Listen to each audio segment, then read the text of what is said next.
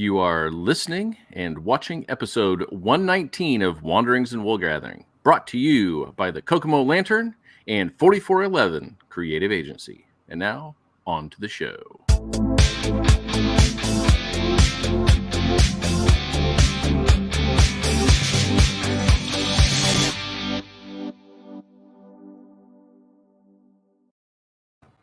Welcome to Wanderings in Woolgathering. Look, it's Metalhead Mundy. He's already here. Yeah, and of course it starts immediately with I'm getting the crackle. So No! I don't know if that's going to come through or what. No, we're not dealing with the crackle tonight. It's not happening. I don't know if we're going to have a choice. Well, I don't hear it, so hopefully nobody else hears it. If you hear a crackle, just leave us a quick comment so we can talk about the crackle briefly. So tonight's episode is going to be a little bit different because we don't have a new album to review. Next week, I believe we're doing Jack White. His new one drops then. This week, we didn't have anything huge. And last week, we had the world premiere of David Quartet. So that was super huge. And I know this week, Mr. Mundy and I have been hot and heavy on comics. We've gotten some new ones and read some album art, and we're going to talk about 2 issues of Sandman, which is just around the corner. So welcome to the show, Mr. Mundy. Thank you. Appreciate that. I'm looking forward to I know we've both recently acquired some cool old classic comics, and maybe dip in a little bit to whatever we're reading now, current stuff. And of course, as always, Sandman. Always Sandman. Always Sandman. It's timeless. Endless, if you will. Endless. But did anybody get that joke? Yeah, we got there.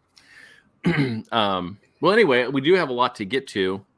And I wanted to share something musical to begin before we jump into the comic stuff. And it is... We had a good week this week, actually, at Humble Home. Mr. Mundy got something he can tell you about in a minute. And I picked up, surprisingly enough, Ghost vinyl at Humble Home. What a great purchase. And keep talking. I'm going to grab my purchase real quick because I didn't do that. Awesome. I'm going to remove him so that this is really big. So, unbeknownst to me, inside the vinyl is a huge book. And this is what you want when you buy an album, is fantastic art on the inside.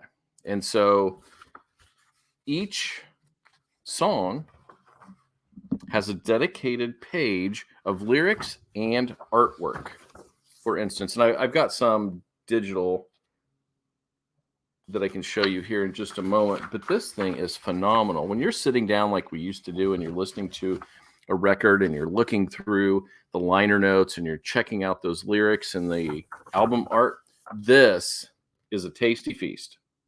It gives you a lot to look at, take in. The artwork is just beautiful.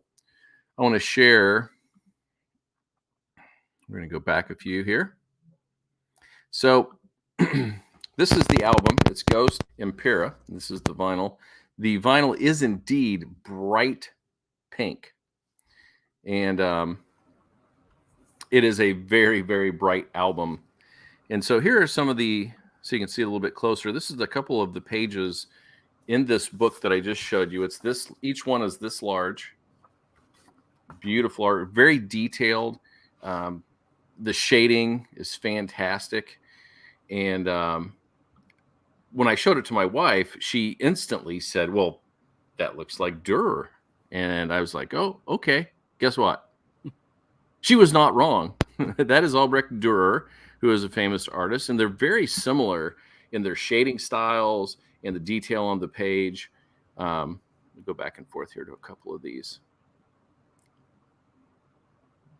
Just beautiful. And Rob Moss has joined us, and he said his colored records always seem to warp. I will be storing mine vertically in hopes that does not happen. And I played it once already all the way through, and it sounded fantastic. So I was really thrilled about that. Those 180 gram records really do sound a lot better than the old ones. But that artwork is just beautiful. So you can't expect anything more in an album than that, and I'm super stoked that I got that. So there you go, Mr. Mundy. And while I was there, I gave Metalhead a quick call and said, "Hey, guess what they have here? Yeah. Go ahead and show them what they had." They had the Metallica Black Album 3-disc special edition, the remaster, the anniversary. So it opens up to this like crazy gatefold thing, and it's got 3 discs and all that. So it's the Black Album remastered, the CD of riffs, demos, rough mixes, and easy listening music, it says. Ooh, elevator And music, eh? yeah, and then the 3rd disc is called Wherever We May Roam, and it's live stuff recorded between, like, I think it said 91 and 95, maybe something like that. So and it comes with the book that's got, I don't know, well, I mean, this is very different from the original book. I mean, it's just like packed full of pictures and stuff by the legendary photographer Ross Halfin, who has done a lot of work with many bands, but Metallica specifically. He's done a lot of stuff with them. So pretty cool. And it was only like $10. So it's a lot cheaper than when it came out. So, but yeah, Humble Homes is like a local store here in Kokomo, and they just, I don't know if anybody out there is familiar with the store Big Lots. It's kind of that same basic concept, like that when stores, they've had their merchandise, they've clearanced it out, and they still have a bunch of crap left, and they'll just sell that off to like the, highest bidder for pennies on the dollar. And then these stores buy those lots of junk basically that other stores couldn't sell, and they try to sell it to us idiots. So, and hey, they got us this week. Made us idiots very happy. So this is 2 weeks in a row for me, because last week I got the Jack White vinyl and the Rick Remender Captain America omnibus. Nice. And they're like half the price or less of what you would pay at the store. So yeah, awesome. I think they have currently, when we got these, they had a Morbius, like a Marvel Morbius omnibus that was, I want to say, was like, was it like $200, a $200 book, maybe? That one was about $90. Yeah. Okay. I looked at another one. They had a 100 Bullets omnibus that was almost like the first 58 issues or something like that. And I think that one might have been $150 book, and it was like $39.99. Yeah, like $40-$50. Yeah. So I did not get it because I already have that stuff, but if you don't, man, you can't miss. Yeah. Pretty cool. But it's like, you never know what you'll find in there, because they don't have like regular supply stuff. It's just whatever they get. Yeah. So I like to go in every couple of weeks and just see what they've refreshed with. And vinyl is new there. They haven't had that for a while. Then all of a sudden now they've got more and more each week. So I was lucky to score a couple. That's cool. And they're like $10. And now you go anywhere else and vinyl's 40, 50 and up. So I was going to say 30 easy and up probably. Yeah, it depends. But so that was cool. And before we get into our comics, we do have one more musical thing that we got to figure out. So go ahead and introduce them here, and I'll get ready to pull this up. So I got a notification on my phone earlier today that Foggy, myself, and our friend JPP were all tagged in this post on Instagram by our friend Kevin Rader Rodabaugh on he's from Jack the Radio, our friends in Jack the Radio. He's been doing kind of tinkering around with a lot of electronic music, just kind of making loops and, bleeps and bloops and stuff like that, and posting little snippets of it. but he tagged us in one, and he was like, "Hey, I bet you can't guess what I pulled this organ sample from." And so far, none of us have been able to figure it out. Well, we're going to play it right now. You and I are going to try to figure it out. And if there's anybody else who can try to figure this out, more power to you. Are you ready? Yep. And away we go.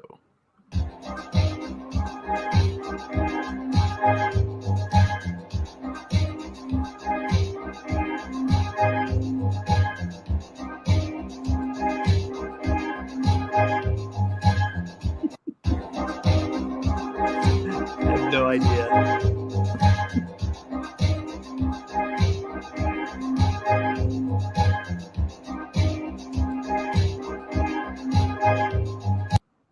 Yeah, I have no idea. There's like that beat underneath it, and I can't. I know. I think that's what's throwing me off. Like maybe if I heard like just the sample or the original song, it'd be like, oh, sure, that's blah blah blah. But I put it together with that beat, like it turns into that song. I don't know. So yeah, somebody had guessed Thriller, so I was trying to hear Thriller in that. Yeah, I think JPP guessed that, and Kevin was like, nope. So oh well, we'll have to. It'll probably be something we had no idea about, or it's one of his own songs that he's redone. Yeah, he's Paint the Sky. Well, no, it's not. No, Paul guessed or asked if it was a Jack the Radio song, and he said no. So gotcha. It's not one of theirs. But he let us know that he was very disappointed in us for not figuring it out right away. So. Oh, crap. No, I feel really bad. Now we're going to hear it, and we're going to be like, oh, yeah, of course. Yeah, I know. As soon as he says what it is, we're like, yeah, of course it is. So, ridiculous. Whatever. Yeah, well, we're not smart enough. Suck. We suck. We're not worthy. Yeah, well, I was hoping Rod Moss would come up with it, but nope. Thanks, Rob. All right. Well, Mr. Mundy and I made some fun purchases this week. We did. Would you like to share what you got, sir? Yeah. So I am kind of a DC Comics guy. I mean, I love Marvel.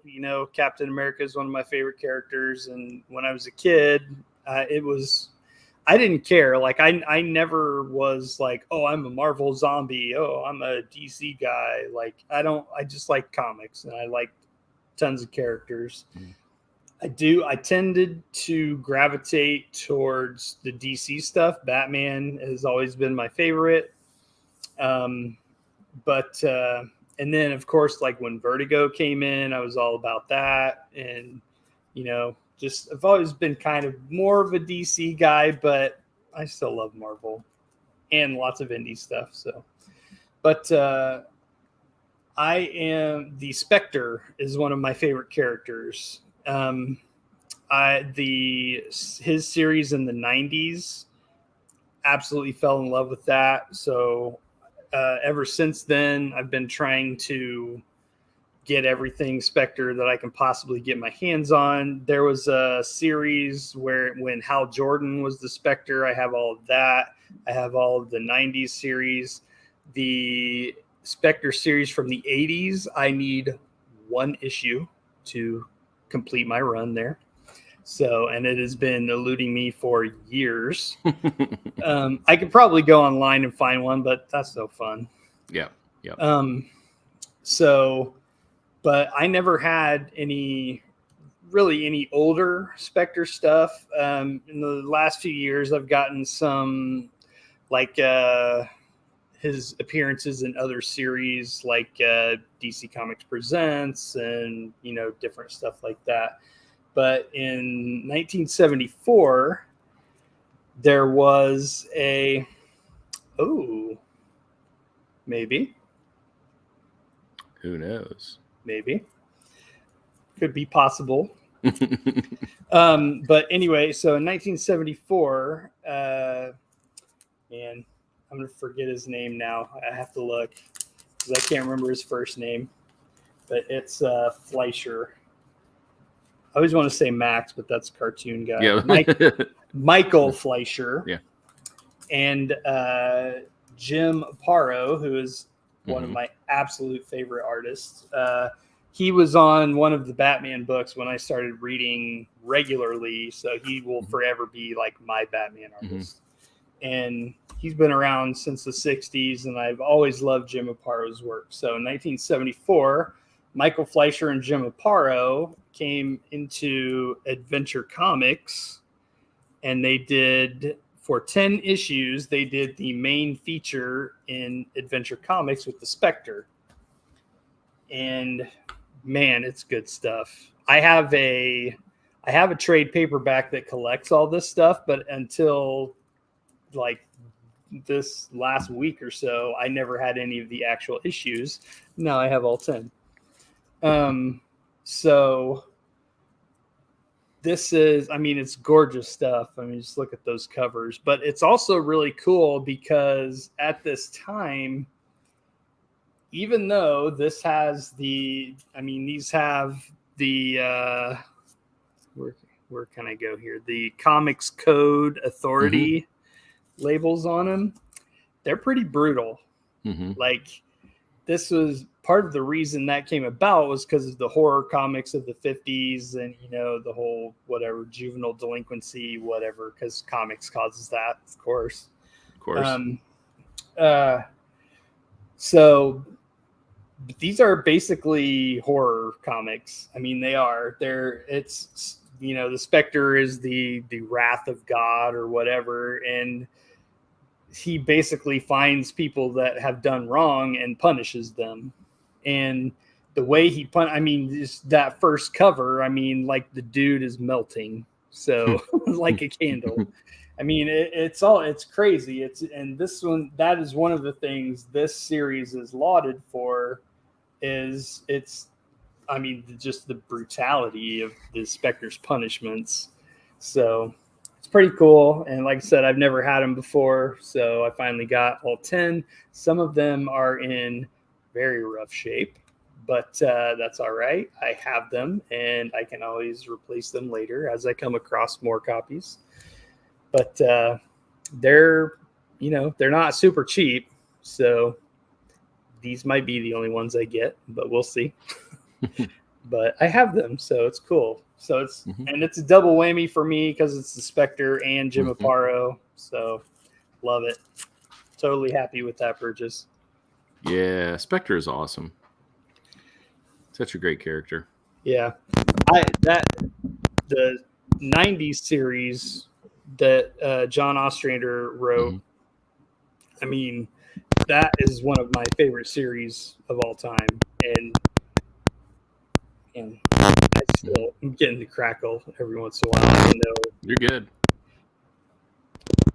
Well, I can hear you. I haven't missed a beat so far. I know, but I can hear it, and I hope, I don't know, it might be coming through on the audio, but anyway, it's distracting for me.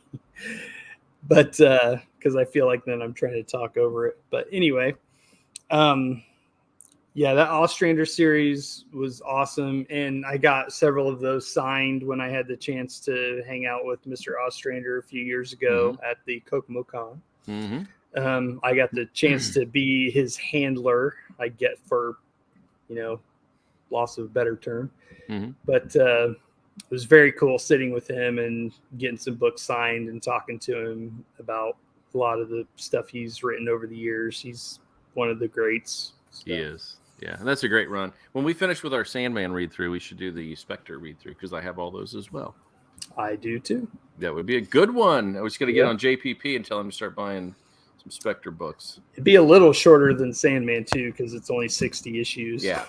And like I think a 0 issue and maybe an annual. And it's way cheaper. Yeah. Although I guess he would buy it collected.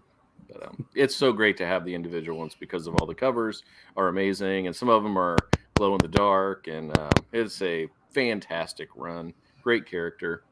Yeah. Yeah, those are good pickups.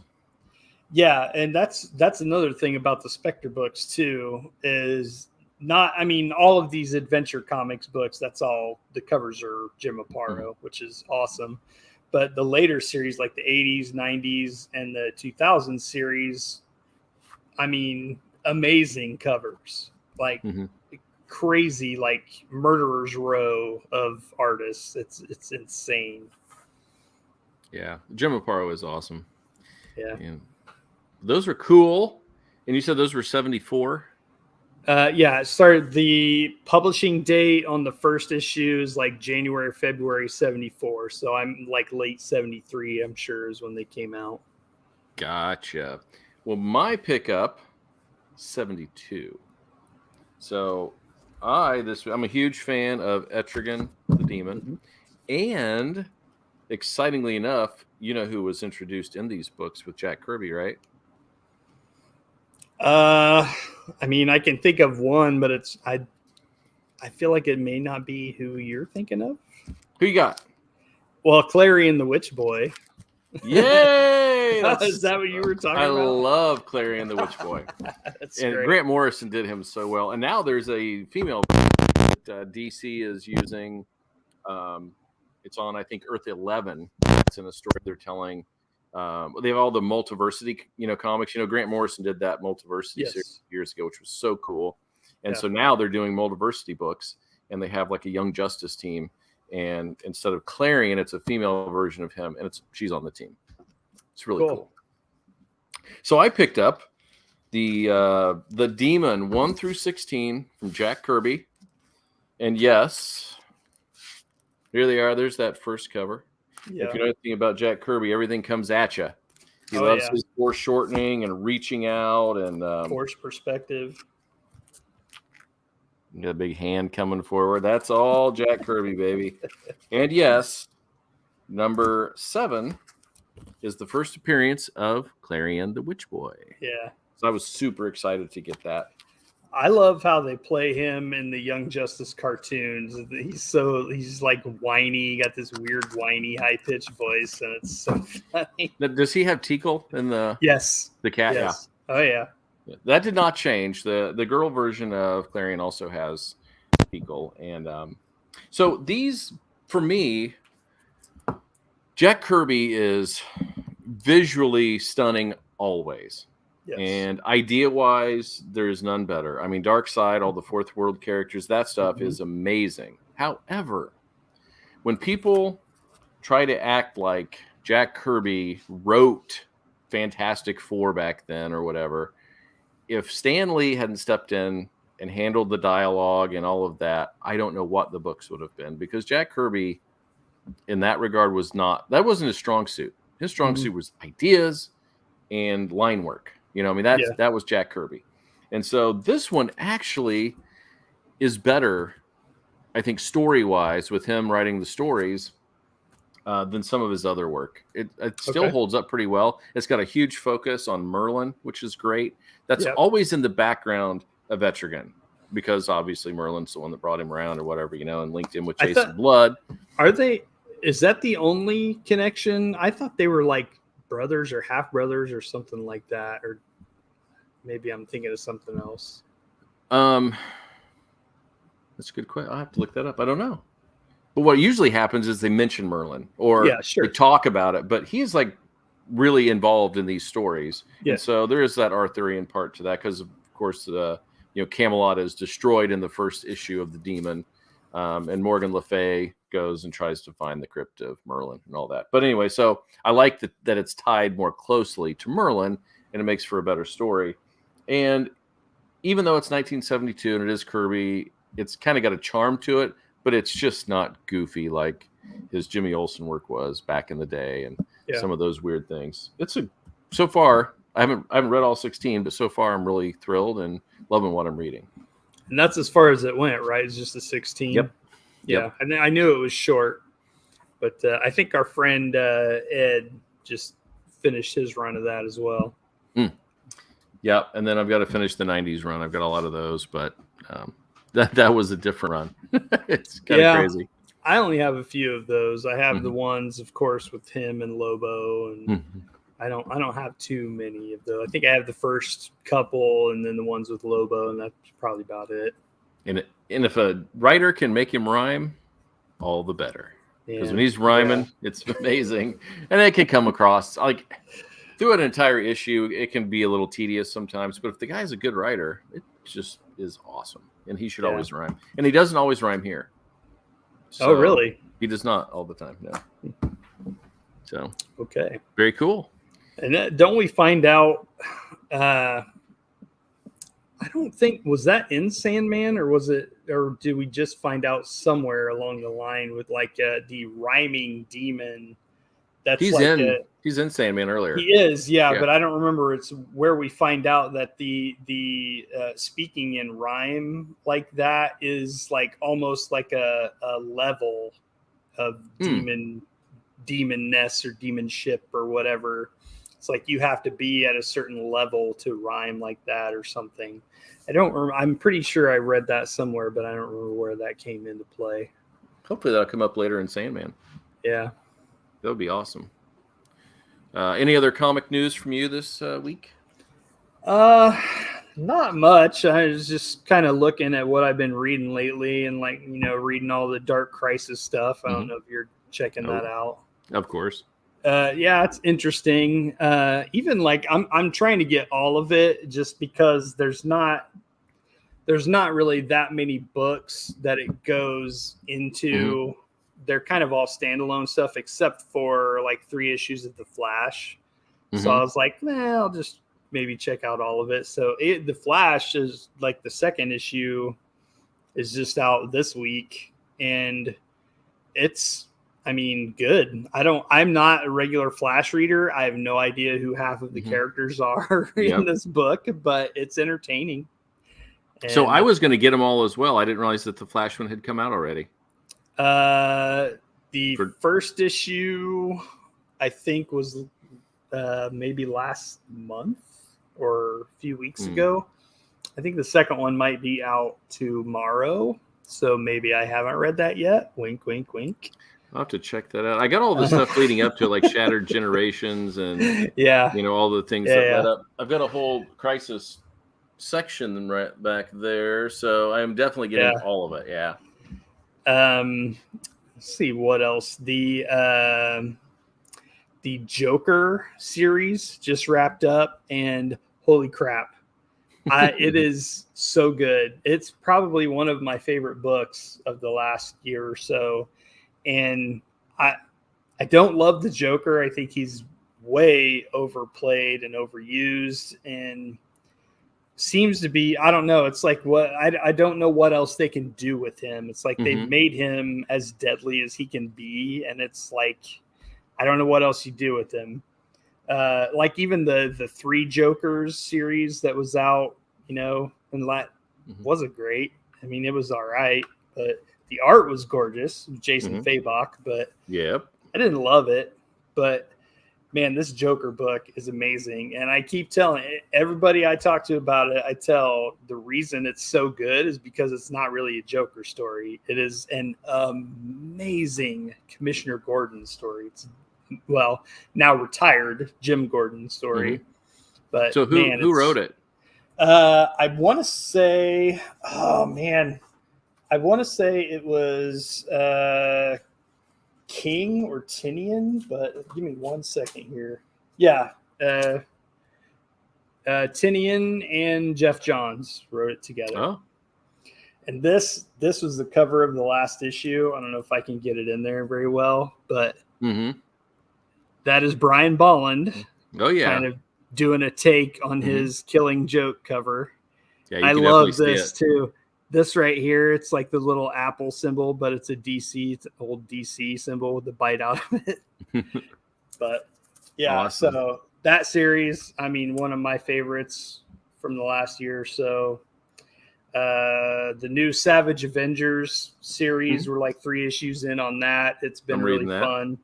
The first series was fantastic. It was so good. And this one, it's different cast of characters, but it's been fun so far. It's the only Avengers book I read.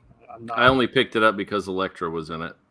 Yes. So and she was front and center in issue 3. So that was cool.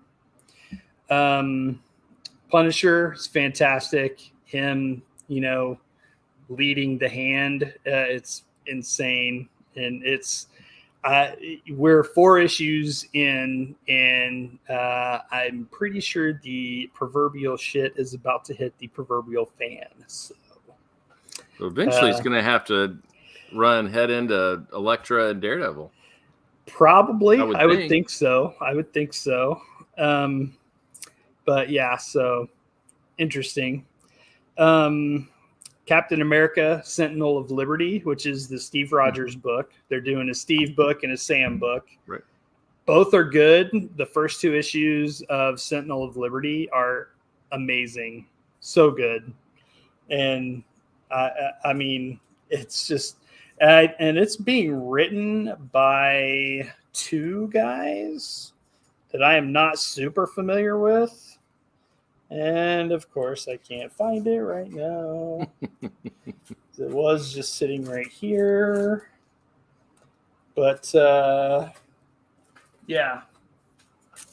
So I got both of my first 2 issues are variants. So that's the first one. The second one is this amazing Peach Momoko cover. Yeah. But I don't always love her stuff, but that one's pretty rad. But so these guys are Jackson Lanzig and Colin Kelly. And to my knowledge, I've not read anything by them, but it's pretty good. Like, I mean, it's getting into kind of the background of the Shield, and all the way from, of course, it's like a vibranium alloy. So that goes back to Wakanda. So then it kind of, it's just, I mean, it's crazy. We're only 2 in, and it's really, really good. So I'd recommend that. And I'll stop there. There's tons more I could go on about, but I'll stop there. There are a lot of good books out right now. And so for me, I would just want to highlight, I mean, obviously Daredevil #1, the new volume came out, and it was exciting, and an old character returns, which was really fun. This looks like it's just going to continue exactly where Zdarsky left off. It's going to be amazing. And then the Superman corner of the world, I don't know that Superman has been better in quite a while. It's so good. This War World story. Yeah.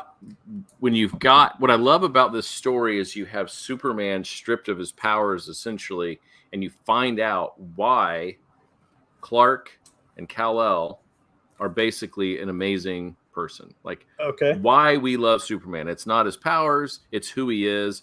And this story exemplifies that in the best ways. There are pages that I just want to take pictures of and post online.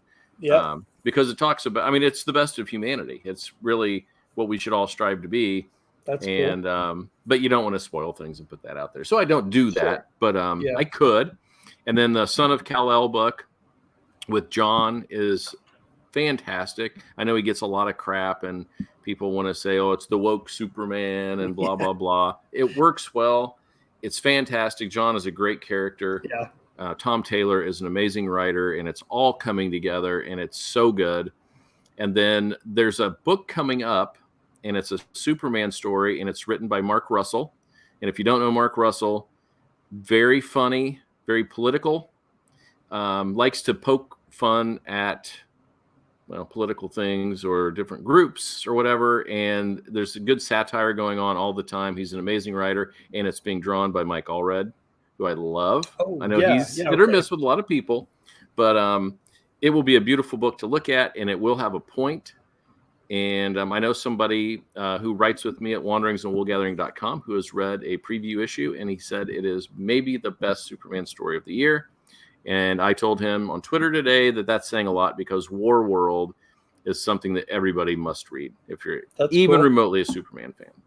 That's cool. So the War World, is Mongol involved in that? Yeah. A Mongol. Should be. Okay. Of course. Yeah, because you know how that works. But sure. Yeah, and so obviously he's there and he's losing his powers, Red Sun. There's things underground that help to drain power. And he was already kind of losing it a little bit, like weakening somewhat. And so now you're finding out his true power is not his strength, which we already knew that, but it's cool Sure. when somebody can really highlight it in an authentic way. And Yep. I think that's what Philip Kennedy Johnson has done.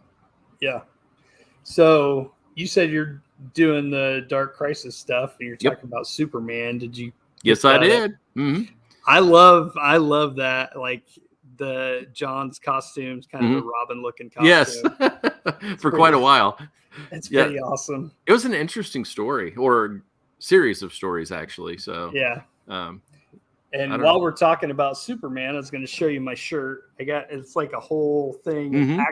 Action Comics number 23. Do you know what the significance of that issue is? 20. I didn't know this when I bought the shirt, but I looked it up. 23. Mm-hmm.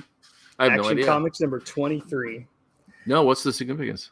It is the first appearance of Lex Luthor. Really? Yeah. I don't know why I would have thought that was earlier. Yeah, you would think, right? Because that's his guy, so his arch nemesis. But Action Comics 23, right there. Awesome. Who'd have thunk it? So anyway, you're right though. There are a million good books out there. I mean, you could spend $1,000 a month and get quality reading material. There's just got a lot of great writers and amazing artists. And we're getting ready to do Sandman, and I was so pleased at number 12 because it's one of the artists I love. And yes, I didn't realize that he had done that. That's how I didn't remember that either, but I saw it and I'm like, this art is different. I'm like, okay, yeah, that makes sense. And he is amazing. He's one of those guys. I think about a lot of there's always differences between the artists, but there are some stylistically that are very different. You know, Mike Allred is very different. Humberto Ramos is so different. And I think Chris Bocciolo is another one of those who's so unique and different. And then Jack Kirby obviously goes into that too. I still don't know. He's one of those dudes that I still don't know exactly how to pronounce his name. Like you say that. I've always said Bocciolo just because that makes sense in my head. I don't know. I've never heard it said. He's awesome. Either way, whatever his name is. Yeah. And I've heard Bocello. That doesn't make sense to me, but I don't know. So, all right. Well, I say we get on to Sandman 11 and 12. What do you say? Absolutely. I gotta get my materials over here because there's a lot to go through. I gotta bring out the brick here. This is getting exciting because we are just a few weeks away from the show, and I think there's another trailer coming. One popped up in my YouTube recommends. So I don't know if that was a new one or what. I think it said trailer. It said trailer number 2. I think trailer 2. I think is one that came out a couple weeks ago. Okay. I haven't watched any trailers. Really? No, I don't want to. I couldn't resist. I don't want to. Oh, what do we got? Harrison's talking to us here. Our buddy Mike. What's Mike got to say? Has any comic ever made either one of you cry? Yes, actually, yes. This Superman one came real close. But that's really kind of a manga. No, that counts. That counts.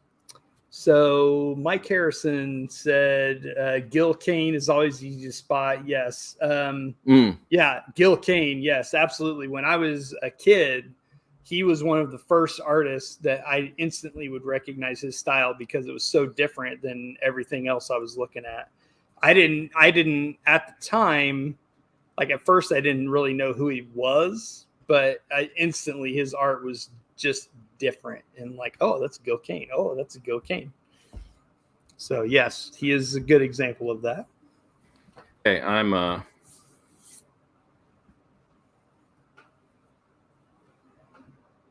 to post this on here right now. Oh yeah. That is here's just over here doing kooky comic stuff.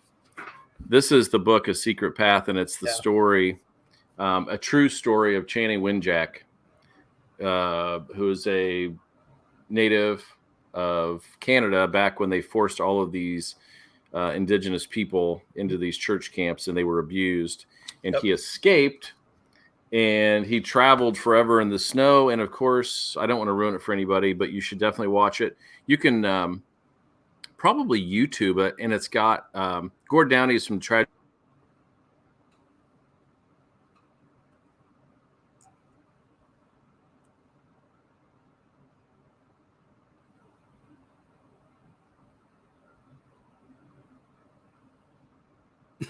Okay.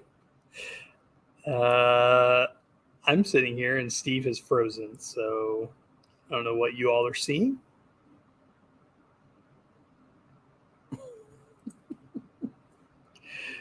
Tragically Hip.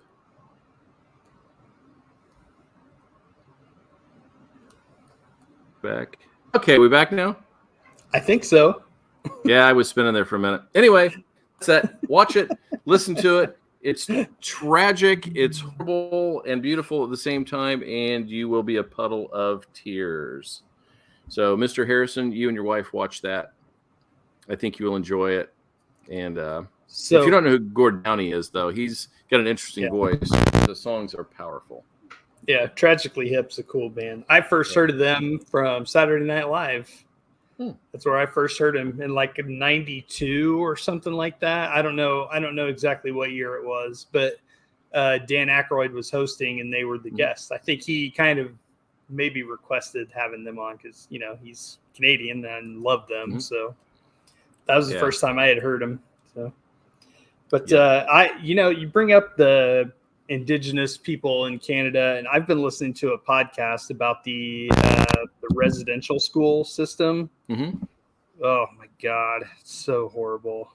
Like just the abuse and the treatment and just insane. Like you can't even imagine that was, I don't know, was probably still happening in our lifetimes, Yeah. Oh, yeah. Nuts. I thought of another one, Mike. The last issue of Sweet Tooth. Freaking Lemire, he just gets you every time. That dude knows how to pull it out of you. Anywho, are we ready? You know what's kind of fun is we were talking about Kirby and stuff, and we have lots of Kirby in Sandman 11 and 12. Yes. What a crazy couple of issues this was. Yeah, it's kind of touching on a lot, like a lot of callbacks, a lot of characters, like catching up with characters, and like touching on DC universe proper stuff, and a lot going on here. Indeed. And they bring Wonder Woman and Steve Trevor into it. Yeah, which is kind of fun. So, so anyway, I guess, how do you want to do this tonight? You just want to start off with walk through it, or just talk about the high points? It just kind of starts off with Rose is looking for her. She's back in America after meeting with her grandmother, and she's kind of looking for her little brother. And this I don't know what you call it. This story is called The Doll's House. So this is kind of where we see what they're calling the Doll's House. And it's just this, boarding house. Well, boarding house is wrong. I don't know. Right. It's just kind of a big house divided into apartments. And this is where she's staying while she's going to look for her brother. So you meet just kind of everybody that's living in there. You got like a drag queen guy and this weird couple of women that are, they collect dead spiders and and who's the other one? Barbie and Ken. Thought that was hilarious because they have to live in the doll's house. And the weird guy upstairs who we don't meet for a minute. Very cool guy though. Yeah. Yeah, I kind of like it because he shows you, it's like as you're watching a movie with somebody entering the house, and then a couple of pages later, we get her sending a letter to her mother, and she kind of gives her opinion of what she's seen on these characters. Yeah. It's kind of a nice little touch. And then, of course, that, highlights the old crow as well. So, yes.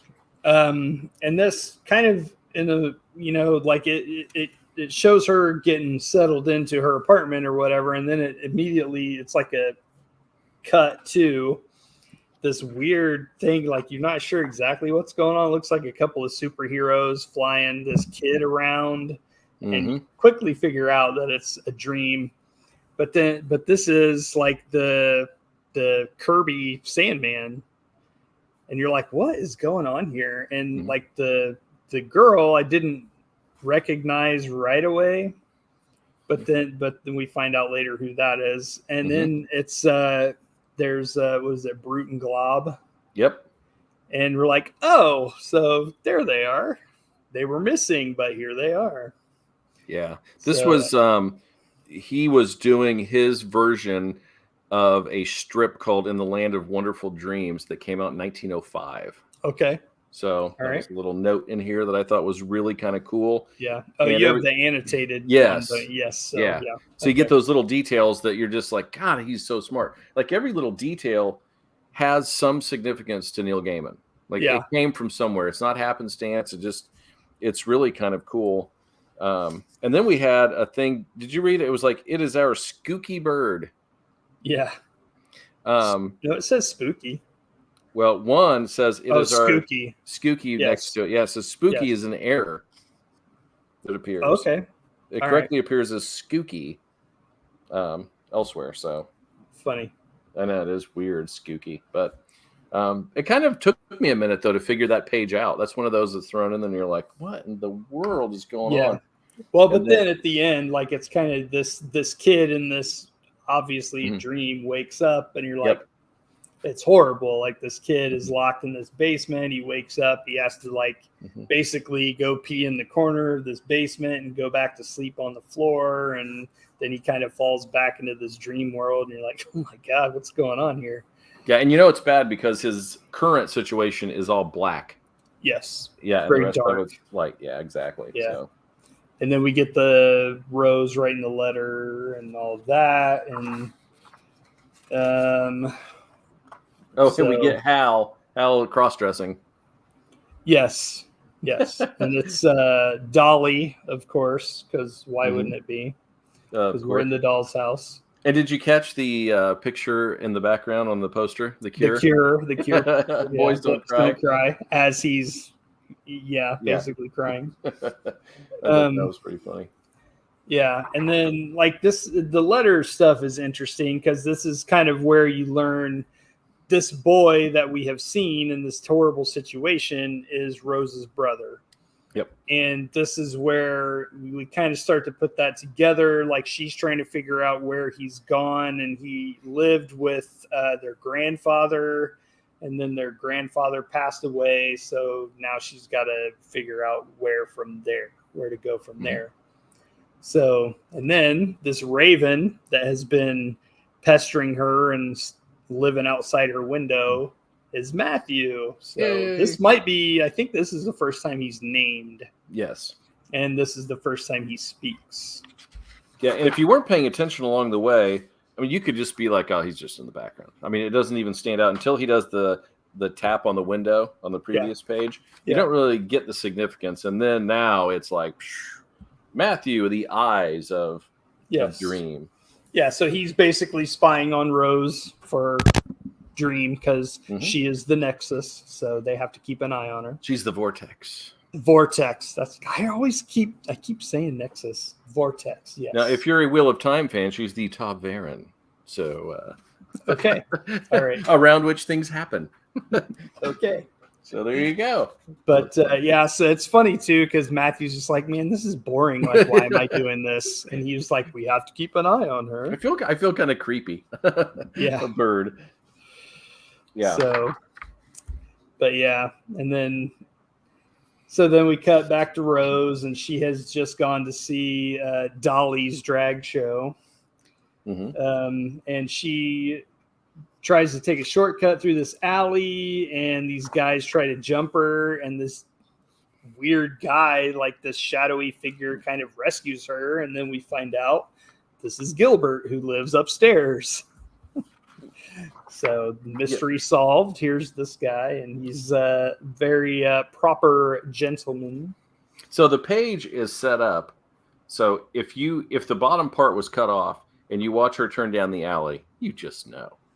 Oh, sure. You know what I mean? It's just like one of those. But then the bottom of the page is very dark. Yeah. And then the guys are catcalling her, hey, kitty, you know, and yeah. just asking for an ass whooping, which they get from an old dude with a cane, which is awesome. Yeah. Well, it's funny too, because it's like as soon as they see him, they know, like they've obviously tangled with him before.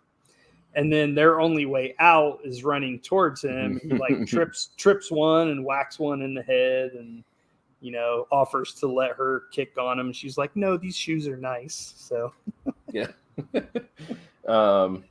and they kind of create a little bond over this, and he walks her home. Right, gentlemanly old dude. Yeah, who's good. And then we go back to our dream sequences. Has it said who the woman is yet up to this point? I mean, this right here, like I could tell who it was in this one. In the first one, it didn't. I don't remember it saying. I thought it did. Yeah, it might have. But but of course, this is the Sandman, and all we know is it's the Kirby design Sandman. Like I don't think it said who he was at first, but then this is Lita Hall. So if you go back a few pages to the second panel, it says, "Now Jed, Lita, and I will fly down to my dream dome." Okay. So you get the mention, but that's it at that point. Yeah. So yeah. So this is Lita Hall, which is Lita is short for Hippolyta, which is she was in the Infinity Inc., which is kind of the sons and daughters and relatives of the Justice Society.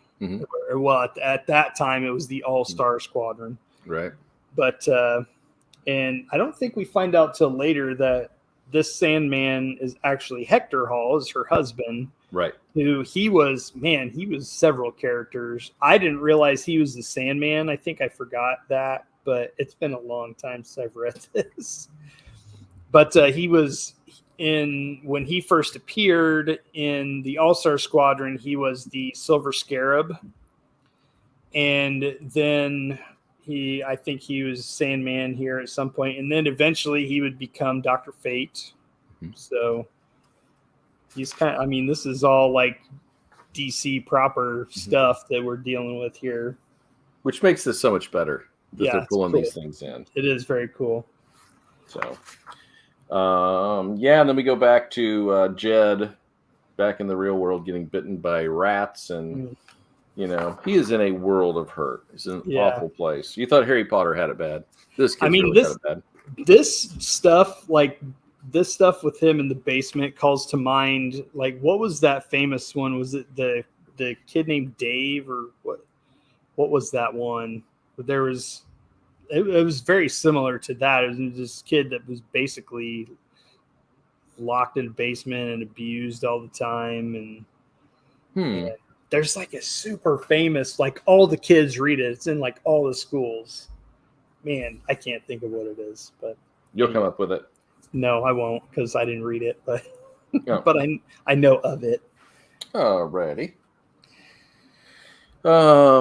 This one has one of those cool effects. The next page is a double page spread with Matthew flying across the bottom carrying a message. Well, Dream had told him he needed a picture. He needed a picture of the boy so that he could have a visual of what he looks like. Then he could find him in the waking world. Yeah, this is going to be actually a huge plot point. Yeah. So Matthew snatched the picture and is flying it back. And that gets interesting. That's where I think the plot picks up here, because Dream can't find him. Yes. Which is odd. He should be able to find him with his powers, but he cannot, which means something is amiss. And he comes up with 3 scenarios Fiddler's Green, Brute, and Glob, or the Corinthian. Yeah. And by the way, the Corinthian is one of the most disgusting, creepy characters ever. Yeah. So, yeah, I like what Dream says. He said each human is connected to the dreaming. They spend a third of their lives in this realm. To break that connection would take power and knowledge. Mm-hmm. So, and then he runs through the suspects there, and he says the Corinthian, and then we cut to the Corinthian. And he's on the phone munching on eyeballs. Yeah. And it's shump. Yeah.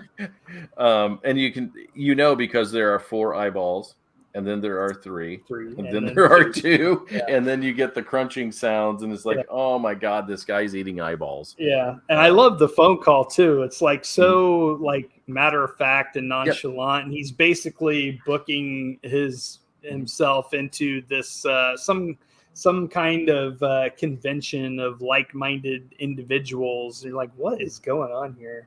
Yeah, like a weirdo murderer meetup or something. So, and I love too how they do this. He did it before, where like it's like a regular colored panels, and then when the Corinthian goes to leave a place, he always puts his glasses on, his sunglasses on, so people can't see his eyes. So you get that like the color when you see the glasses coming towards, like your POV, picking them up, and then it goes to like purple kind of tinted stuff. Because at this point we haven't seen him. Yeah, and we always see from his perspective everything that's going on, which is kind of interesting. Yeah, there was like a very brief, like one panel thing, I think, in his first appearance where you saw his face just earlier. Yes, not in this book, not in this issue, but like before. Okay, I thought we just saw him with the tub scene, and no, when he very first appeared, you saw him for like a split second, like cool, literally like one panel. Okay, I have to go back and look at that. But typically we see from his view at all times. Yes. Yeah, and so far. And then we get just a gruesome image when he says goodbye, boys. Like, hey, see you. And there's 2 boys tied up, eyeballs gone, blood. Yeah. Oh my gosh, it's just disgusting. Yeah. So very cool.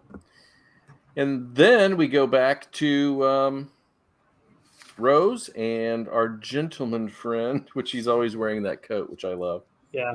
So Rose has a lead on where to possibly go look for her brother. So she's rented this car, and which she calls a rent-a-wreck. And Gilbert is standing by the car and says that he's going to accompany her and protect her. And she was like, no. And he was like, oh, I insist. So I'm an amateur knight errant. Yes. And in the picture, he really does look like he's as big as the car. Yes. It is a crapper. Yeah. That's like a Chevette or a Dodge Omni or something. Yeah. Yeah, some it is bad. Shit box. But anyway, yeah, so you feel a little better because you don't want her going off alone.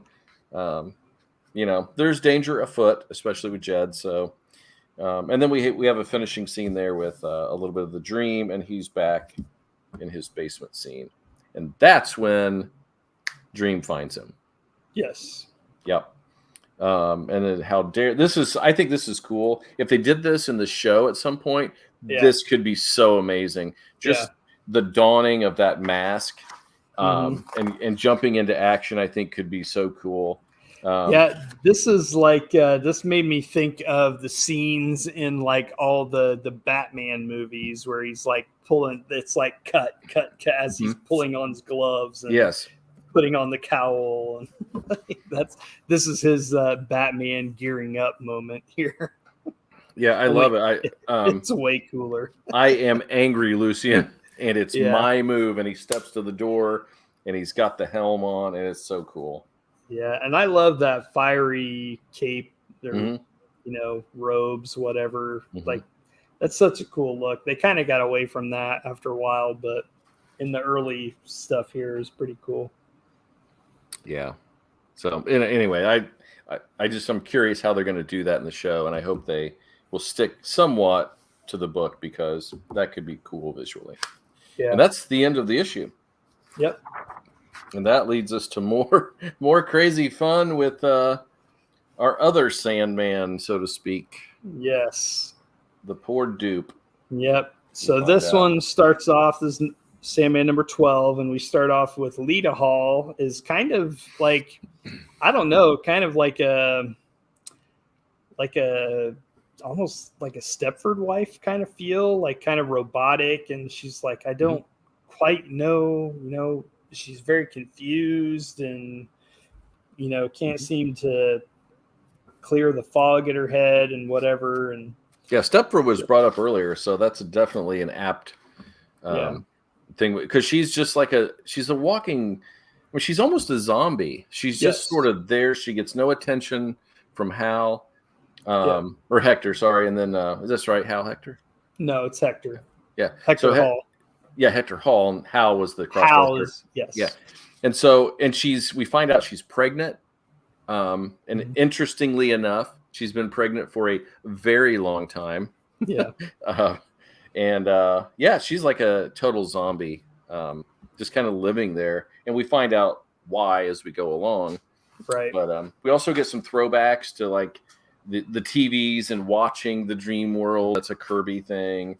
Yeah. And then we get to our bad guys. It's hard to get into this without just kind of breaking it down. Like Brute and Glob, like they were missing when Lucian did the inventory of the dreaming. They were one of the ones that were missing, and so they have basically set up this dream-like thing. It's called the Dream Dome. Yes. And they have recruited Hector Hall, who you find out has been dead for a long time. They basically pulled him into this and somehow set him up as this Sandman character. And he's like, he basically is trying to play. He was a superhero, so that's kind of what he's doing. He's trying to play a hero in people's dreams. And but I'm not quite sure what Brute and Glob are getting out of this, other than it's theirs. Like they basically, I think they said that later, like they're trying to just set up their own dream world that they controlled. But it doesn't really seem like they were getting that much out of it to me. They were in charge. I think they like being the boss of him. That's it. I guess that was their end game, and that's I don't know, but you're right about him being the superhero type. His dream costume is very superhero. He's got the emblem on his chest, and he's got a cape, and that is the Kirby Sandman. So. And what I thought that was awesome too was that I don't remember his name, but Brute and Glob had said they had the other one first, like Kirby's version, whatever that dude's name was. So that happened in like what, the 60s, 70s, I think, maybe, I don't know. 70s, I believe. 70s, yes, because that's when he would have been at DC. So that Sandman character from the 70s, now we're retconning that with this. So Brute and Glob set that up, and they were in control of that guy until something happened with him, and they had to get rid of him, or he died. He killed himself, I think, is what they said. And then they got Hector Hall here. So I thought that was kind of cool. A little bit of like genius retconning there. So. What I love about Hector here is the acting through the art. Everything has like, it doesn't matter. He's positive about everything. It doesn't matter what's going on. All his stances, the way his head's tilted, his facial expressions. Isn't that right, honey? And he's got this big stride going and a smile, and he goes to another page, and he's got his hand up in the air, and and then he starts telling a story about how the stork. He's got to find out where that baby was brought by the stork, and he's got a smile, and he's just everything he does. The acting is so perfect for that character. You know exactly what you're getting with him. Speaking to that, my favorite, you're talking about the stork on the previous page. Lita says to him, "You won't be in any danger, will you?" And he says, "Honey, You're talking to the man who rescued the Tooth Fairy Fairy. from the Jovian Fishmen, who stopped the big bad wolf from huffing down the Chrysler building. Nobody ever beats the Sandman.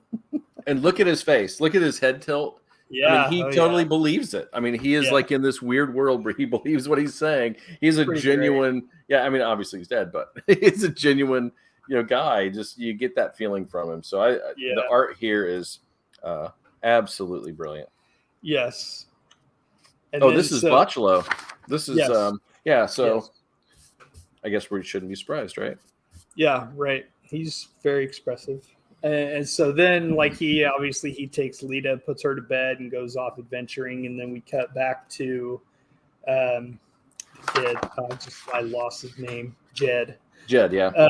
So we cut back to Jed, and he's out of the basement, and this horrible old couple they get money from the state for taking care of him, in giant air quotes. It's $800 a month. Yeah. For to house this child. Yes. It is the Dursleys for those who've seen that, Yeah, pretty much. Yeah.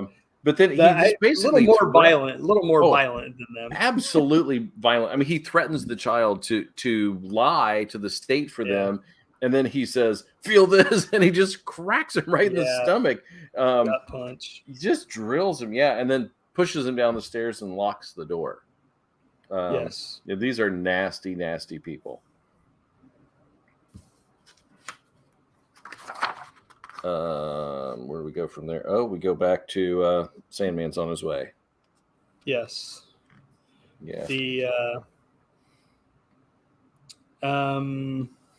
So Sandman's back. Like they have all these screens, and that was cool. The Hector Hall Sandman.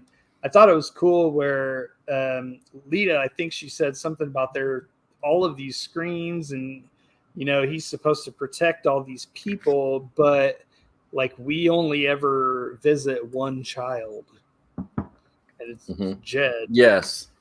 So. Yeah, that's true, and this is interesting too, because Brute and Glob, you kind of get the idea that they're not the brightest in the world, but they did construct or help construct barriers for Dream, knowing that he can and cannot do certain things. But it's not good enough. He says, I am coming through the barriers you've erected in his mind. Yes. I'm coming through the way, be arduous and strange. Nothing will stop me. And the imagery on these pages is very cool. Yeah, very cool. Very wicked. I found the book I was thinking of about the abused boy. It was a child called It by Dave Pelzer. Oh, yeah.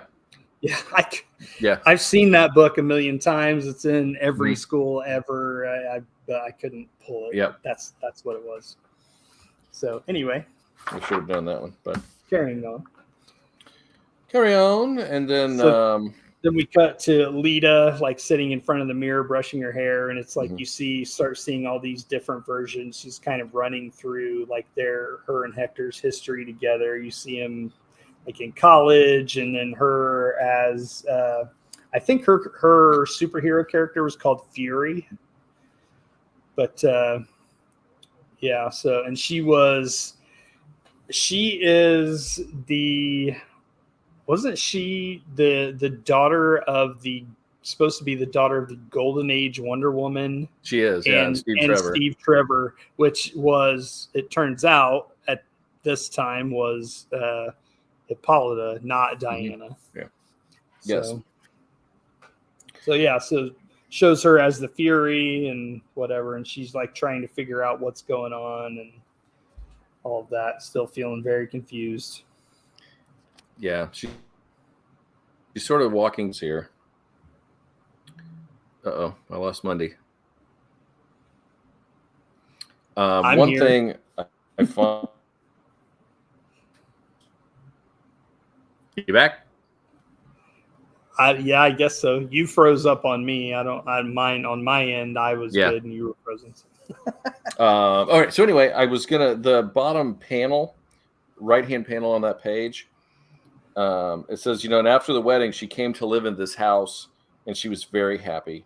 they were also very, very happy, and she's bawling in the crying. panel. Oh, it's Yeah. amazing. Yeah. Yeah. And she's doing her hair to do her hair. She's like, Yeah. walking through life, no, Well, aimlessly, nothing there. and on the Um, very next panel at the top of the next page is he's on the screen. He's like, "Hi, babe, just calling in, checking in. Everything's great here." yeah. That's nice, dear. Have a good time. Yeah. And yeah, going off to fight Dream, which is not going to end well. So Yeah. So Brute and Glob, yes, they're scheming and trying to figure out what to do and how to handle the imminent arrival of the Dream Lord. yeah, because they know. Yeah. Okay, then we go. We're back to Rose. Rose. Yep. Rose and Gilbert. Yep. She's somewhere in the middle of nowhere in Georgia, and the Corinthian is also in Georgia, in Atlanta. Well, yeah, I love how they do this. So the car's broken down, and her and Gilbert walk to the nearest hotel, and this guy. So the sign outside the hotel says "Welcome Cereal Convention," Mm-hmm. and it's spelled like breakfast cereal. Welcome Cereal Convention.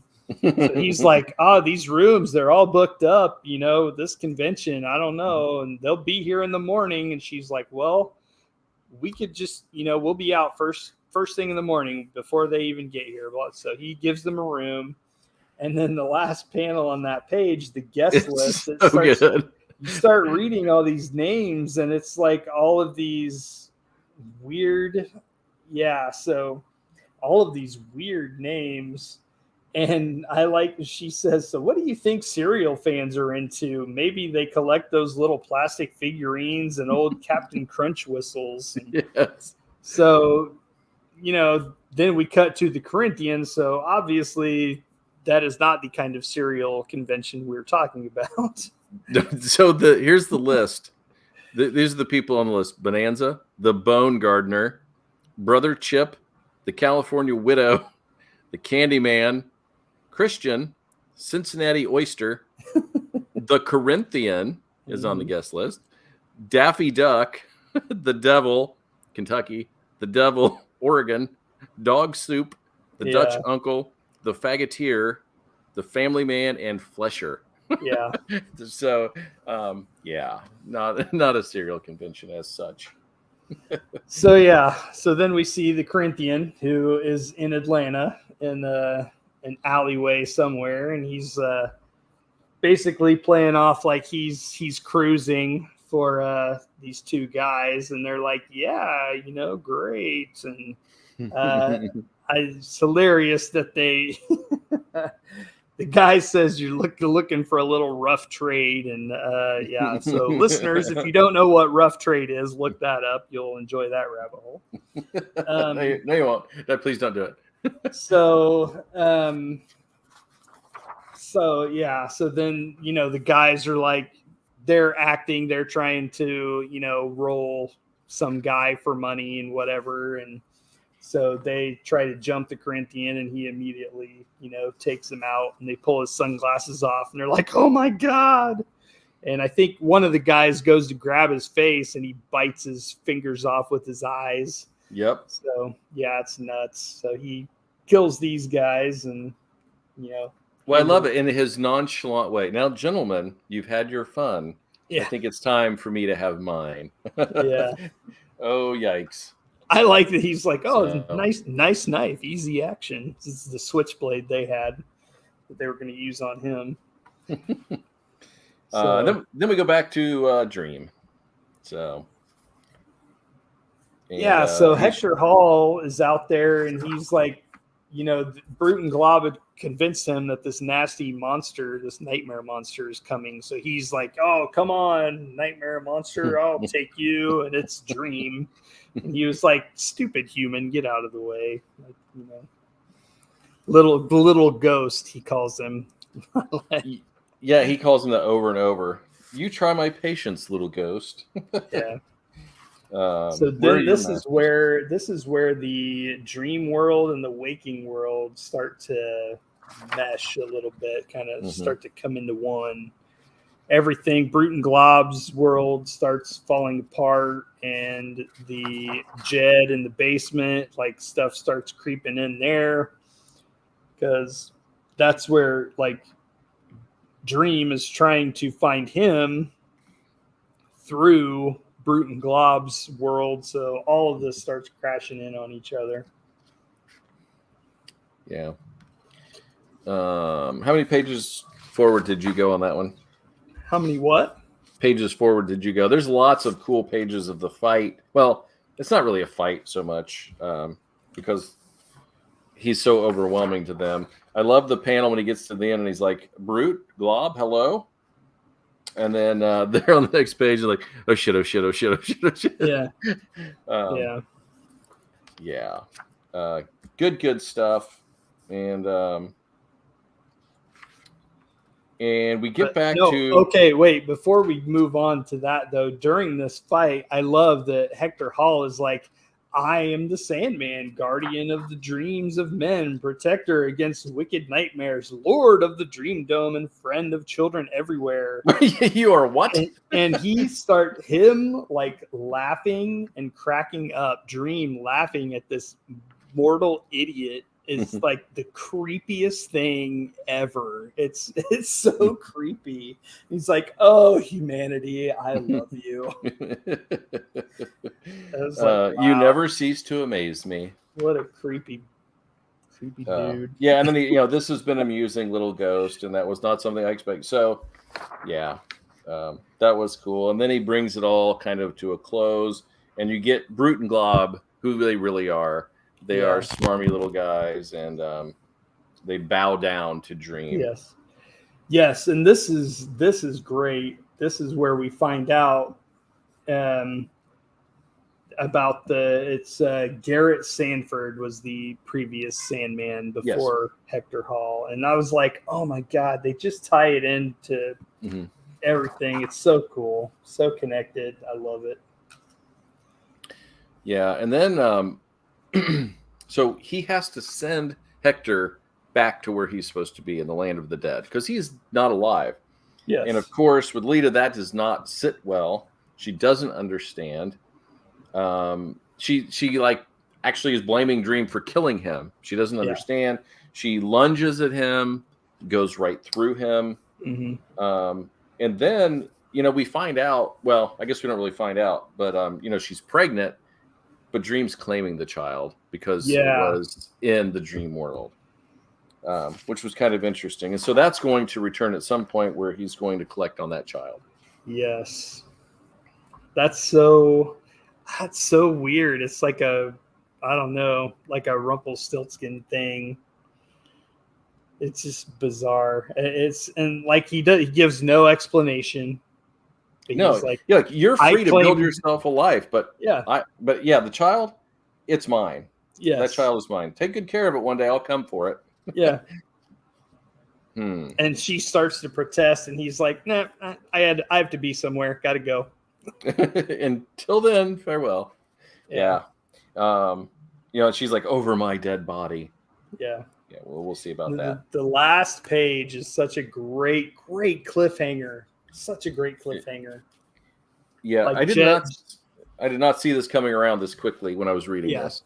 So Jed has escaped this basement, and you see someone driving, and you see he's pulling up on this kid walking in the rain, rolls down his window. Hey, kid, which way you heading? Anywhere. I don't care. Just away from here. He's like, well, that's where I'm going. So what's your name? Jed. Why are you wearing those things? It's so dark. Can you see okay? And you see the guy's face with the sunglasses on. He's like, oh, I can see everything. I can see just fine. I was like, oh, shit. Freaking Corinthian. You want some Captain Crunch? I really did not. It was such, you look back on it and you're like, oh, yeah, I should have seen that coming. But I did not. When I got to that page, I didn't think that was where we were going to go with that. But damn Corinthian. That's one spooky character. Do we know who's playing the Corinthian in the series? I don't know. I don't know who most of the cast is. I know oh God, what's her name? Gwendolyn Christie. Obviously, I know who she is. I really don't. I just saw a picture of the girl who's playing Death. I am not familiar with her. I don't remember her name. I know a lot of people are, talking shit because she's a black woman. Like, I mean, they've whatever. Doesn't matter. They appear as different, whatever. It's like the classic image of that character is like a chalk white girl with the little black squiggly thing. But I mean, like, who cares? And let's be honest, how many people watching the show are going to know this story?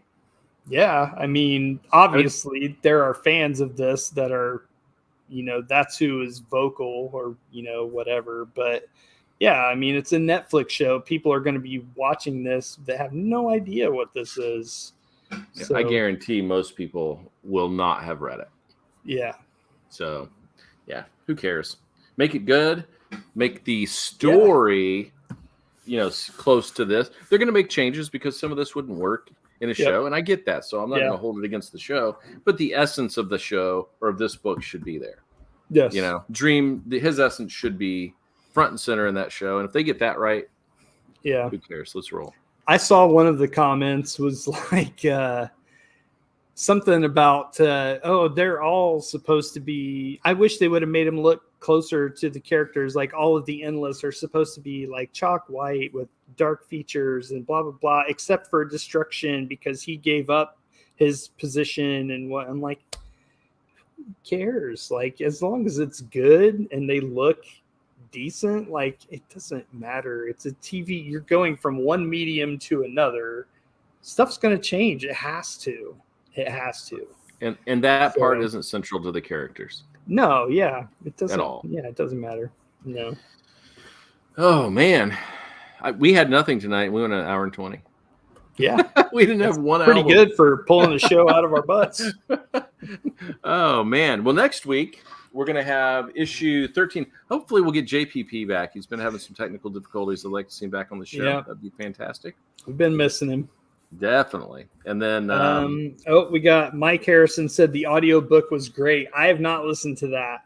I have not, because it was on Audible and I don't have Audible. I've had a friend that has offered to copy it for me and give it to me. I haven't done it yet. I really want to listen to that. I think actually my wife listened to that because her boyfriend was Dream, who's James McAvoy. So that's her boyfriend. So in case you all don't know. Wow. Yeah. So I do want to listen to it, but yeah. Yeah, you don't have any time to listen to anything, Mundy. Yeah, right.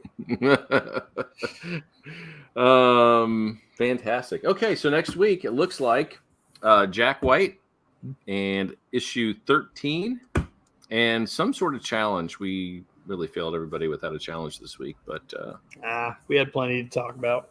Next week we'll have a challenge, we promise. And maybe at some point we'll have Mike Harrison on the show. He seems like a super fan. He's taken Andy's spot as number one super fan. I feel like he probably just didn't have anything better to do. No. Mike's a super fan. I can tell. Yeah, but welcome anyway. All right, Metalhead Monday. Between now and next week, where might we find you? Easiest place is on Instagram at Metalhead Mundy. You see right there, it is Mundy. Right. And on Instagram, follow Mr. Kevin Rader, Rotoball, because we want you to figure out what that song is that we can't figure out. Okay, what did he say? We got, Mike Harrison said to call his agent. Oh, will do. We won't see you. We don't call agents. So we'll call Andy. Andy will be on the show. We don't deal with agents, only publicists. Oh, yeah. Good point. All right. And you can find me on Twitter and Instagram at Foggy's Pal. And guess where you can find our show, Mr. Mundy? Let's see. Name all the places. Go. Stitcher, Castbox, YouTube, Facebook, and whatever else I forgot. SoundCloud. Did I forget one? You forgot the two biggest. Apple and Spotify. Yay! That's correct. And you can head over to wanderingsandwoolgathering.com for some articles. We've been hot and heavy on the new Big Brother season, and we just had a recent review of Thor. We probably should have talked about Thor tonight, but we Missed didn't. that one. We both saw it. Dang it. And then within the next week here, Mr. Mundy and I are going to have a review of the David Quartet album, song by song. Yeah. So until then, episode 100 and is it 20 next week? I don't. Yes, I think next week is. Your scroll here says 119. So 120 next week. We will be back. I can't believe we're at 120. It's amazing. I'm going to find an outro. Hold on for me. Are you guys ready? We'll see you next week. Bye now.